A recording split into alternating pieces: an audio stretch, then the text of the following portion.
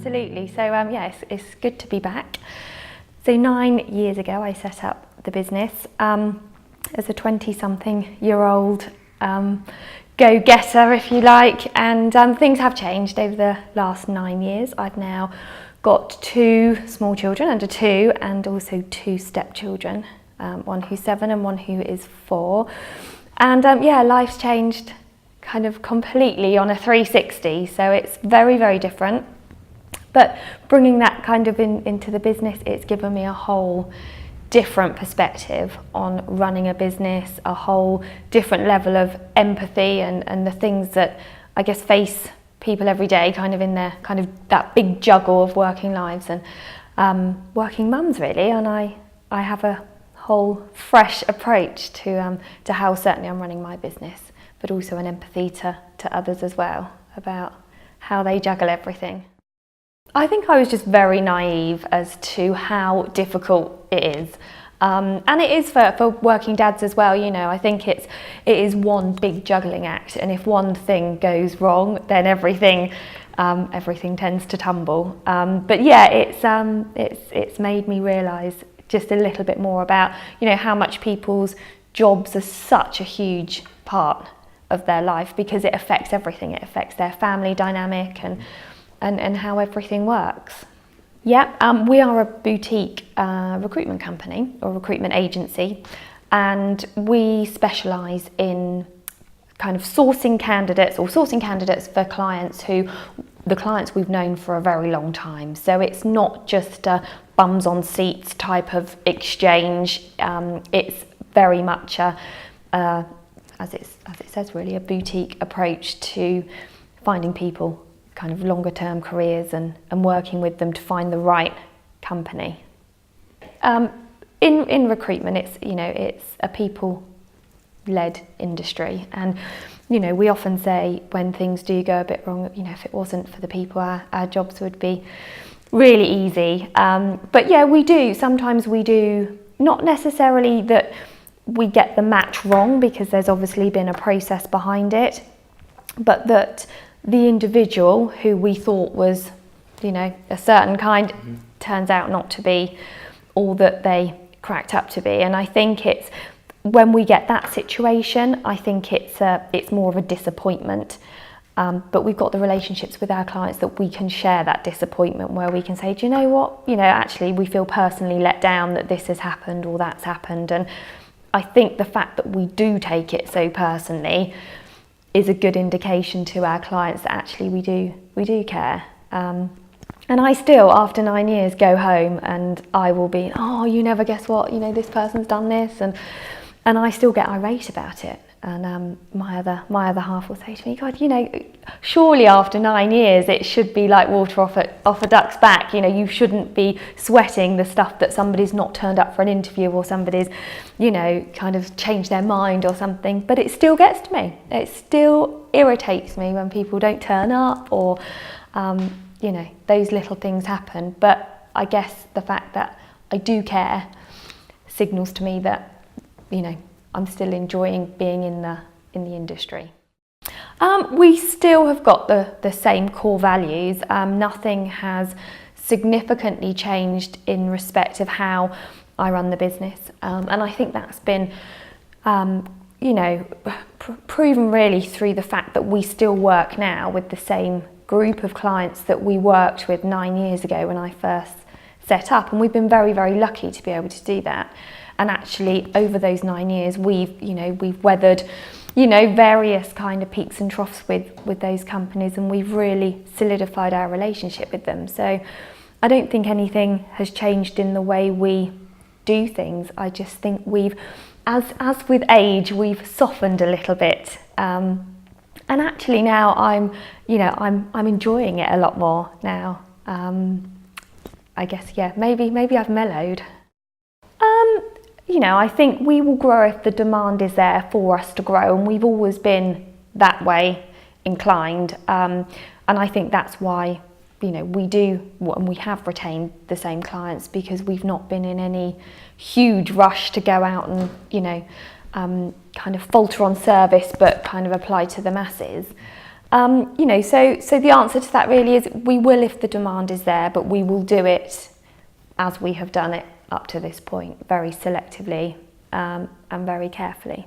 Empathy is my first key one. I think, you know, before being kind of setting up the business in my 20s, I was very, very focused, head down, very driven as to what I wanted to achieve. And I think, you know, having that degree of empathy is certainly something that you kind of gain along the way, don't you, from different life experiences. So certainly from a leadership perspective, empathy, focus and direction.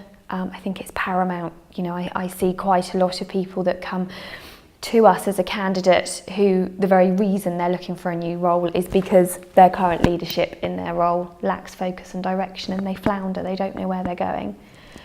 And I think that the last thing sounds a bit cliche, but positivity. Again, so many times we have candidates come to us who have been in a very negative environment, and leadership teams are focusing on the you know, the downbeat side, or what's gone wrong, or targets that haven't been met. And I think overall, you know, the leadership team has to create that culture of positivity. That, yeah, you know, there are going to be things that need to be tackled, but if they're done in a positive way, I think it tends to achieve better results. So Warren Buffett, Jonathan Rosenberg, Barack Obama, Mark Carney, Indra Nooyi and Gareth Bertram, is not to fret when it all goes wrong, and also not to try and be everything. And I think I certainly, as a working mum, I tried to, you know, for everything to run smoothly and everything to be perfect, and actually sometimes it doesn't, and it all goes wrong, and it's actually being able to sit there and just laugh about it, that, you know, sometimes days go disastrously wrong and you end up covered in baby vomit. And I think that was the first day, actually, after having my first baby. I was just about to go to my first meeting back, suited and booted, and literally just about to get out the door, and Henry projectile vomited all over me. And I think it was at that moment I thought, do you know what, unless I laugh about these situations, then it's, you know, it's going to be quite a hard task. So I think people beat themselves up far too much about being kind of everything, and being the perfect mum, and you know, the perfect partner, and having the, you know, the best job and best career. And actually, and when people kind of say, well, you can't have it all, or some people say, yeah, you can have it all. I actually don't think, you know, there is such thing as having it all. It's having what suits you, and actually what makes you happy, without having a big cliche about it. And if that, you know, means that you enjoy being at work, you know, more than, you know, kind of juggling children, then that's fine, and nobody's going to judge you for that. Or if you want to be at home and take time out of your career to be with your children, nobody's going to judge you for that. You know, it's doing what's right for you, and really not worrying about being everything. Certainly, you know, things have changed significantly, I think, over the last year, really. You know, post-Brexit, everybody thought recruitment was going to stop, or people, you know, and it hasn't. You know, the world has kept turning, and I think it's just, whenever we get something like that, it just slowly changes the dynamic. You know, at the moment there's quite a lot of contract roles kind of available, and people are maybe looking at roles where they would have taken on permanent staff, and now they're actually thinking, well, actually, until we know what's going to happen with Brexit, let's take on some contractors so we can suss out what's going on.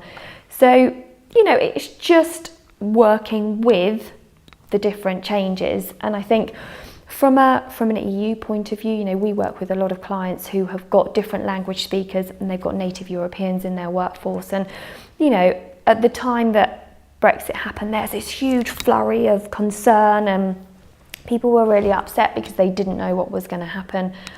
But actually, you know, now the dust has settled, nothing really has changed. You know, I think it's harder. I think people have got different options out there, and I think if we've got companies that are recruiting from the EU, those candidates who would, before they would have been in London like a shot, that would have been their first choice of destination, they're now being a little bit more cautious. They're thinking, actually, do I want to go and get settled in London or in Oxford or whatever, or shall I go to Paris or Munich or Milan or whatever? And so the amount of candidates in that talent pool for certain roles is, slightly diminished.